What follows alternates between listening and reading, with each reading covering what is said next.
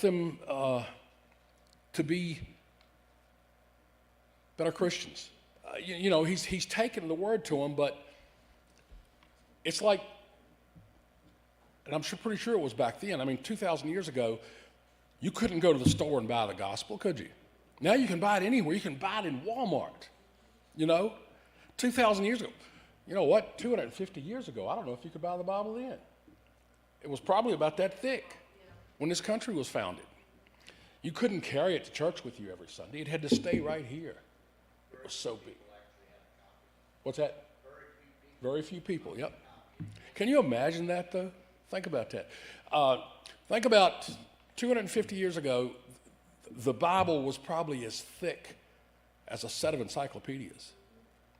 Now, you'd have to carry a suitcase to church with you every Sunday, wouldn't you? Hey, wait a minute, let me get that book out. Wait a minute. Now it's right here in front of us. They didn't have that.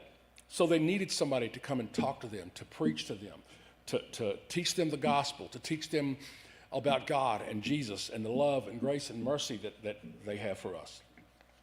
But every time Paul tried to get there, we know from, I forget what book that was in, but we know of he finally made it to Rome. We know that. And Paul says he's continually praying for the opportunity to go and see them.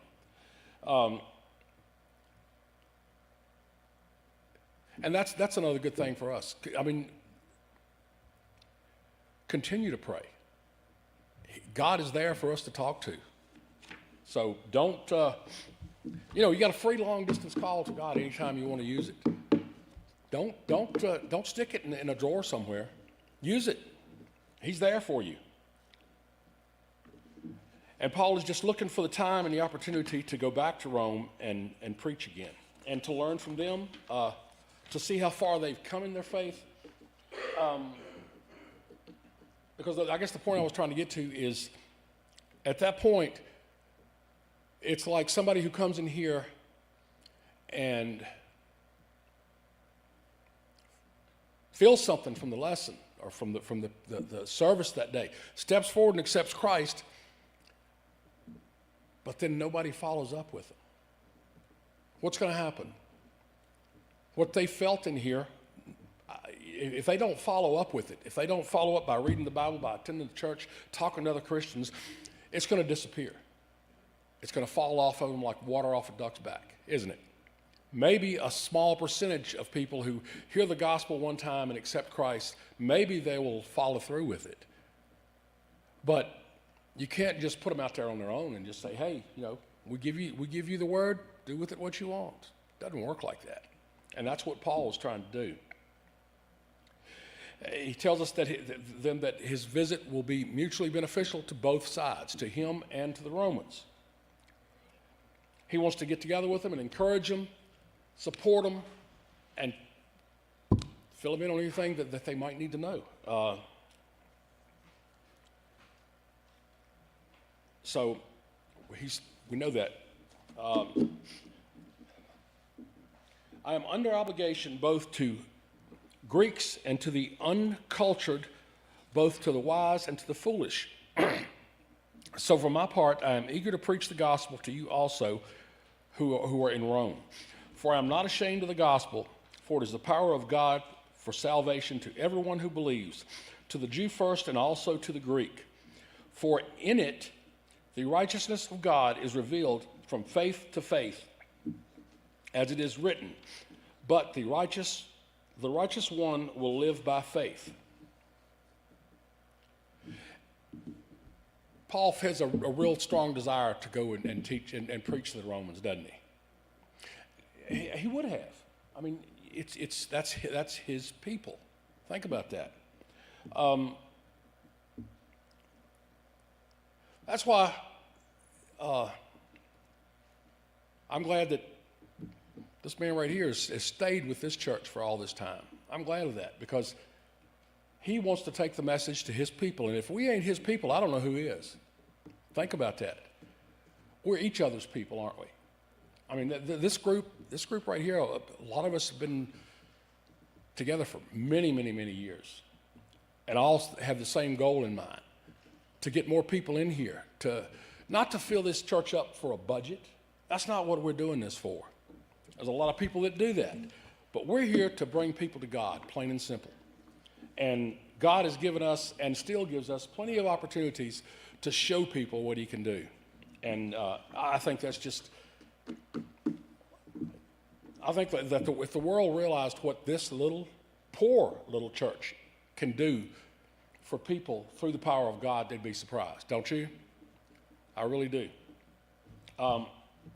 Paul says he's not ashamed of the gospel. None of us should be, because if as far as I'm concerned, if it wasn't for that, I wouldn't be here. A lot of us wouldn't. And he wants to share it with the Romans. And he wants to share it with anybody he talks to.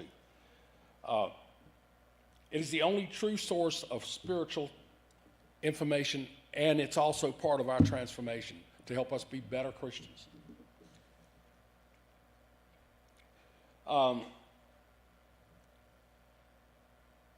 It's a powerful means by which God not only saves us, but changes our lives from the inside out.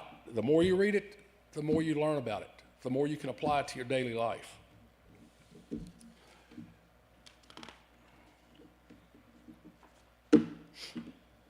Let's see. Okay. For the wrath of God is revealed from heaven against all ungodliness and unrighteousness of people who suppress the truth and unrighteousness, because that which is known about God is evident within them. For God made it evident in them. For since the creation of his world, his invisible attributes, that is, his eternal power and divine nature, have been clearly perceived, being understood by what has been made, so that they are without excuse. So what's that saying? It's saying that God has made his presence known, hasn't he? Look at the world. Look at human beings. You know, I can't say for sure that we're not the only ones in this universe. How big is the universe? It's infinite, isn't it? I mean, we don't know how big it is. We'll never know how big it is. But we don't know. God might have a sense of humor, and he might have created Martians. You know? I mean, we know he's got a sense of humor. He did create the Democrats. So we know God's got a sense of humor. So there could be other life forms out there. God might have said, okay, I'll put you way out here and put you way out here. We don't know what God done before us. We know he's always been there. So who's to say?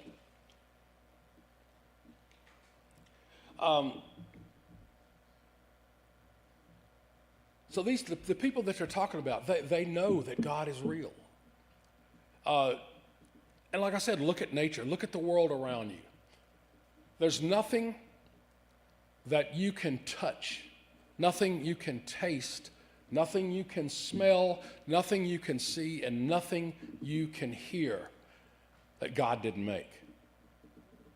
If it's on this earth, God made it. And the way everything is synchronized together, the seasons, the rotating of the earth, the position of the sun, everything works so perfect together, it could not be a mistake. It could not be an accident of evolution, that this just happened. So what they're trying to tell us is that no, none of this stuff is real. God didn't make the trees or the grass or the humans or the animals or the sky or the water. God didn't make that. It all just happened naturally. So you're telling me that humans evolved as far as we have evolved from a pile of mud, sludge, ooze, whatever you want, something that seeped out of the ground, probably after a rainstorm. And that's where we come, that's where the brain of the human comes from? How can anybody believe that? Think about it. I seen an article the other day where they were talking about, they were doing some studies in some canyon somewhere of folds in the earth. If you know, a fold, like you know, if it's a wall, then there's a fold right there. And studying those folds, they found out that this one cliff was about 50 foot high, and they found these huge folds in the ground. And they said that for that fold to be there, that the dirt had to be almost liquefied at one time. It had to be underwater at one time, and that all those folds, that it's not a layer for, that was 1,000,000 years ago, that was 8,000 years ago, this was 5,000. No, they said it was all liquid in that form at one time, which would have been the Great Flood. Think about how it looks. If you've got mud running down your driveway after a rainstorm, it's gonna form those little folds, isn't it? It's not gonna be a perfectly smooth flat. It's probably it'll catch on stuff and build up a little bit, then go back over and all that. So there's no way that this earth is millions and millions and millions of years old, as they try to say. And humanity's not ignorant. Most of humanity isn't. We can see that God is there, God is real. But there's certain people that will never accept that. And that's who he's talking about right here. For even though they knew God, they did not honor him as God or give thanks. But they became futile in their reasons, and their senseless hearts were darkened. Claiming to be wise, they became fools. And he exchanged the glory of the incorruptible God for an image in the form of a corruptible mankind, of birds, four-footed animals, and crawling creatures. So humanity suppresses the truth about God. And that's what this evolution stuff is. They're trying to suppress that. They don't want people believing in God. The people who are pushing this issue don't want nobody believing they don't want nobody to believe in a power higher than theirs. They want to be in control. And this progression has just steadily gotten worse over the years since Paul wrote this. Think about that. There's always been evil around. We know that. There's always been crime around. There's always been stupid people around. And that's no different today. But they've taken the stupidity and the evil and the crime to a whole new level. And, I've told my wife several times, what a lot of us in this room watched as a child as science fiction is now reality. It's now reality. So what about the science fiction we're watching now? Will that be reality in 60 years? It'll be close to it. It'll be close to it. And I've also heard a lot of stuff on AI. How many people here believe in AI? For a kid's game, but for adults, I don't trust it. I don't trust it. Have you heard the new thing that they're coming out for newer model vehicles? The newer vehicles will have a kill switch on them. They will have a camera inside that watches the driver's face. And if that camera is set to pick, and they're actually on some new vehicles already, if that camera is set to pick up things in your face that might indicate that you are impaired, and if it believes you are impaired, you cannot start your vehicle. The guy that was demonstrating it the other day on a video, he got in the truck and he had set out and rubbed his eyes a whole lot, just make them watery and blurry and glazed over. And he got in the truck and he went to start his truck and nothing would happen. The camera felt he was too impaired to drive, so it wouldn't let him drive. And they said that the kill switch, that if that machine figures that something is going on with you while you're driving down the road and that you might cause an accident because of that, it will turn your vehicle off in the middle of the interstate. And then cause an accident, yes. Big Brother's trying to watch even more, isn't he? They don't want us coming in here doing this. But they're claiming to be wise, but we know that they're foolish.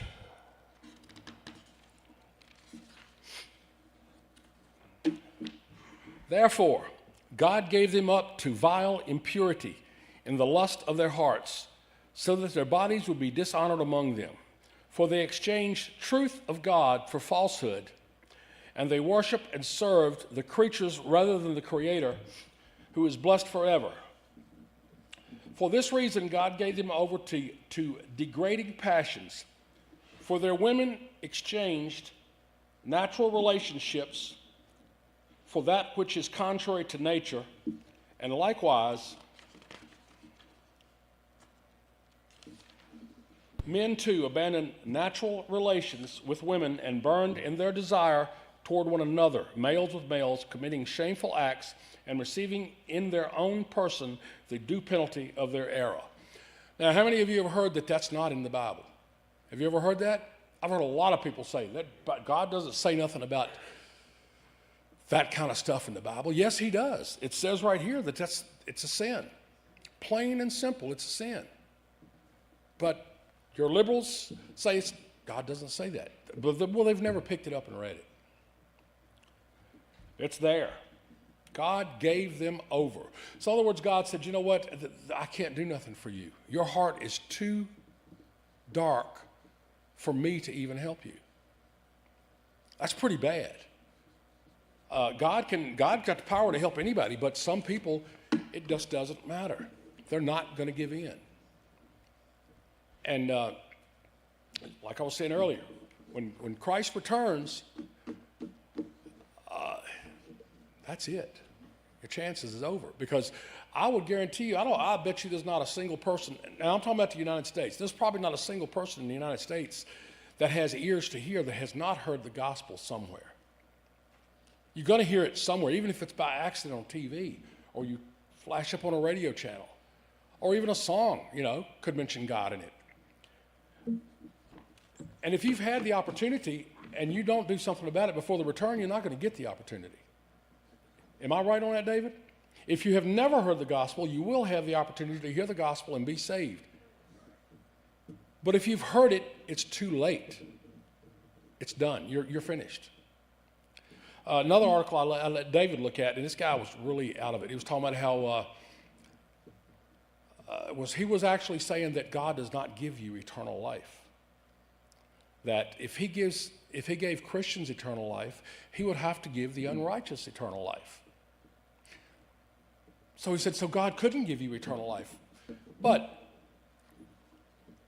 there's a difference between the eternal life God promises those who follow him and the eternal life that God promises those who don't follow him, isn't it?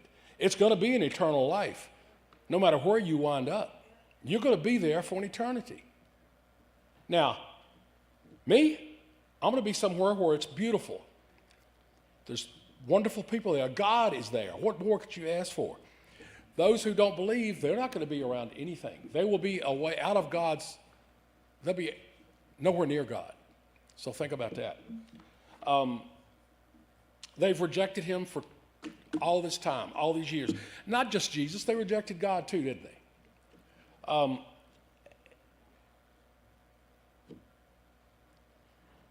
And I've always said, people say, oh, it's just a fairy tale. It's just a fairy tale. The Bible is just a fairy tale. First of all, I will never believe that because of the way it was written. How it was written, when it was written, how many people wrote it, how many different languages it was written in, and it all follows a true timeline, doesn't it? It follows a true timeline. And you know what? If it is, if they just happen to be right, which I have, I know they're not. But if they were, when I close my eyes for the final time, then I can die in peace because what God has done for me has helped me to look at people different, helped me to treat people different, helped me to have more empathy for people. I want to share with people. I want to talk to people. I want to make sure people are okay. So if I treat people good for the rest of my life and give them things that they need when they really need it, like we do as a church, what does it matter? We're treating people good. We're what humanity should be about, taking care of each other. We're not a bunch of different races. We're a race of human beings, plain and simple.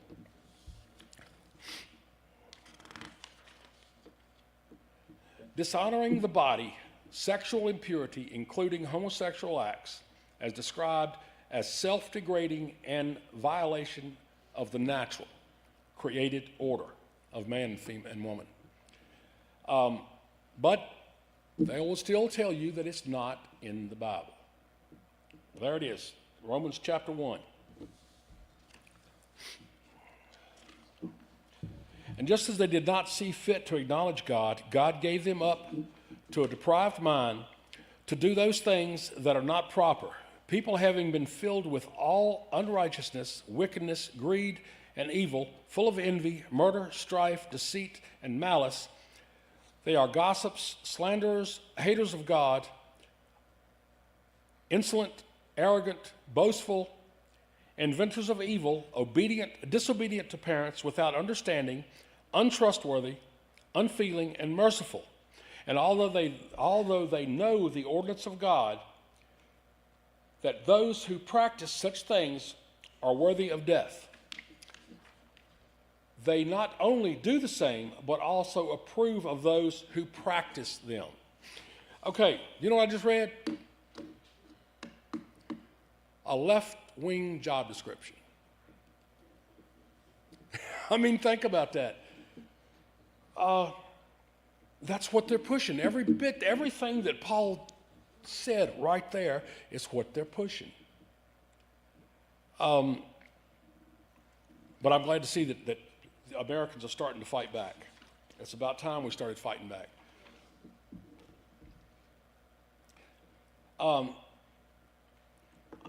And this was 2,000 years ago. 2,000 years ago, somewhere in the neighborhood. Because I don't know when the book of Romans was written as far as after Christ, after the resurrection of Jesus Christ. But still, 2,000 years ago, and this could be a page right out of today's newspaper, couldn't it? Right out of today's newspaper.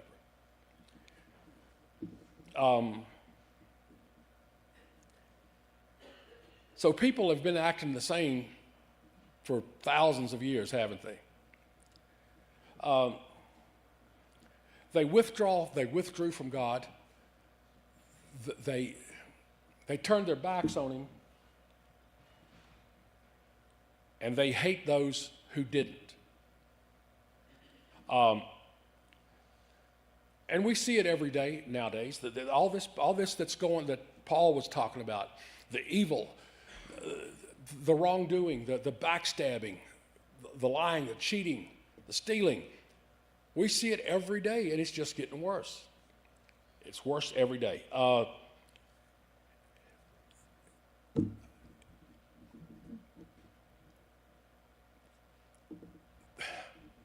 getting stuck up here. Sorry about that. I guess their mind just can't comprehend. I don't know why. There's something missing in there. There's a link missing. That's the missing link right there.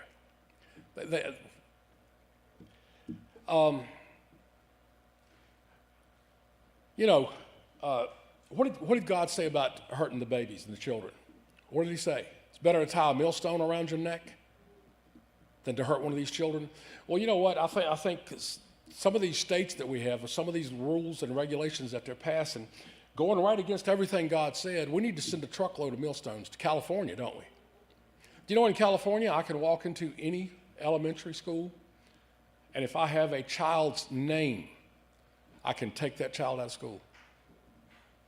That's a new law that was passed.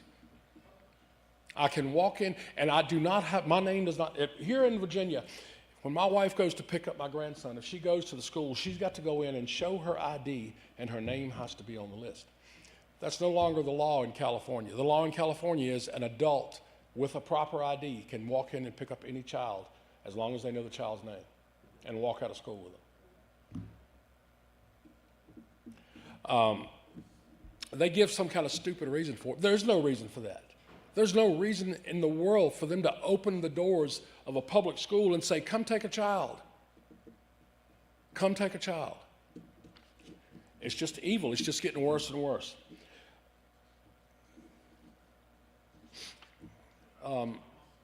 What's that? No, what happened in Oklahoma? Apparently a child was taken from the parents with no just cause, Wow. I did read an article yesterday where there was a pastor in Canada has been arrested for preaching on the street. And he was actually reading out of the book of John, and the specific passage that they were talking about was John 3:16. And he was actually on the corner, and in the block that he was standing on, there was an abortion clinic. And he's in jail, facing a year in jail. Because in Canada, you cannot preach at an abortion clinic anymore. It's a year in jail. So that's what this world is coming to. I